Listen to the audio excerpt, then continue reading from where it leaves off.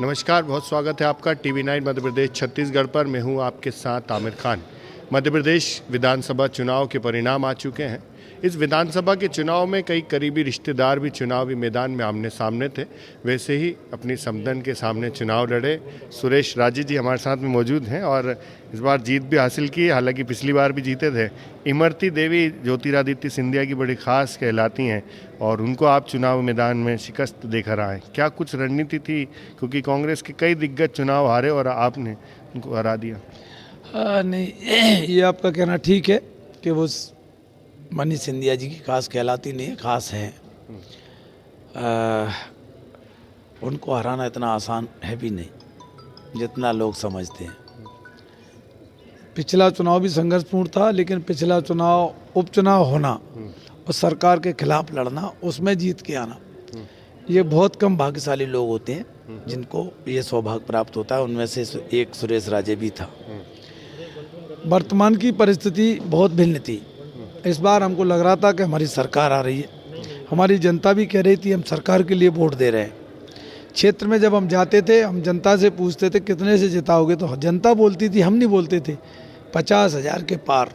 अब की बार 50,000 के पार। हम कहते थोड़ा कम कर लो, ज़्यादा है। बोले नहीं 50,000 के पार। लेकिन देखिए, जनता कुछ कहती थी, परिणाम कुछ और आया।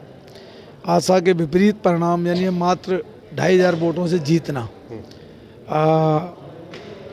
और आखिरी, इसको ऐसे इस मायने में ले कि आखिरी बॉल तक ये मैच गया।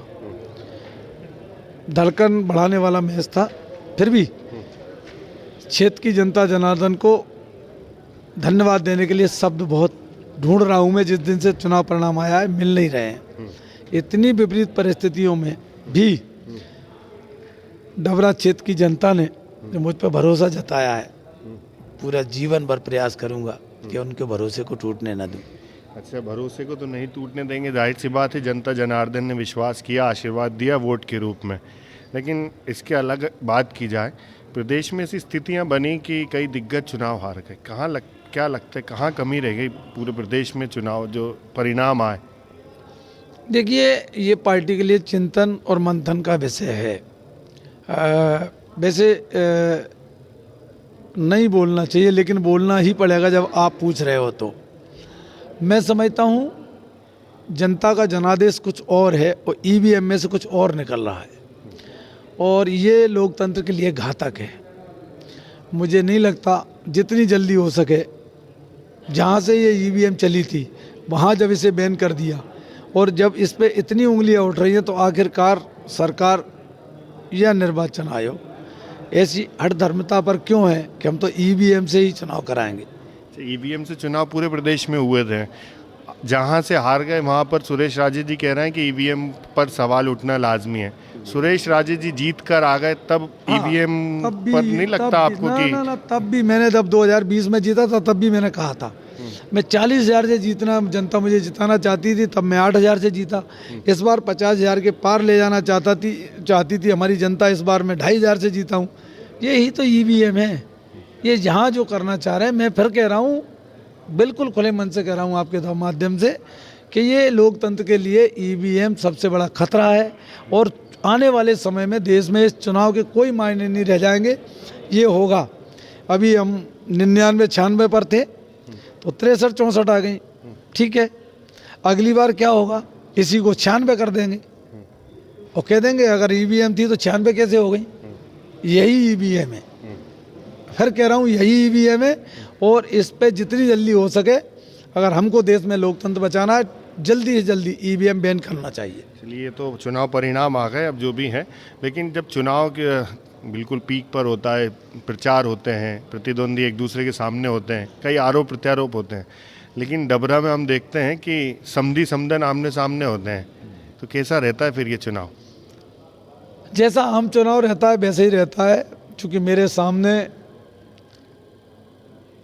जब वो नारी शक्ति सामने होती है, और नारी का सम्मान करना हमारा फर्ज है। हमारी संस्कृति भी है, हमारी सभ्यता भी है, और हमारी कई मर्यादाएं हैं। हम पर कुछ उंगली भी उठा दें तो कुछ होने वाला नहीं है। लेकिन हम कुछ बोल नहीं सकते, हम बोलना भी नहीं चाहते, हमने पूरे चुनाव में बोला भी नहीं।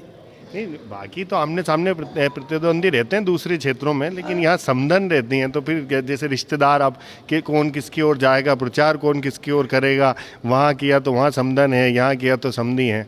नहीं, सबको अपनी अपनी मन से छूट रहती है, जो जिस खेमे में जाना चाहे वहाँ जाए, कोई रोक टोक नहीं, हमारी ओर से कोई रोक टोक होती नहीं। और जो वहाँ जाता है हम कभी उसको फ़ोन करके भी नहीं पूछते कि आप क्यों गए। तो बहुत धन्यवाद। ये सुरेश राजे हैं, डबरा विधानसभा सीट से जीत कर आए हैं, इमरती देवी को चुनाव हराया है। हालांकि सवाल ईवीएम पर खड़े कर रहे हैं पूरे प्रदेश के चुनाव परिणाम को देखते हुए, और समधी समधन आमने सामने थे, इसलिए चर्चा इस सीट की ज़्यादा हो रही थी। हालांकि इनका कहना है कि इसका ज़्यादा फर्क नहीं पड़ता कि रिश्तेदारी में कौन किसके साथ दे, जो जिसके साथ है वो उसके साथ रहे। भोपाल से TV9 मध्य प्रदेश छत्तीसगढ़ के लिए आमिर खान।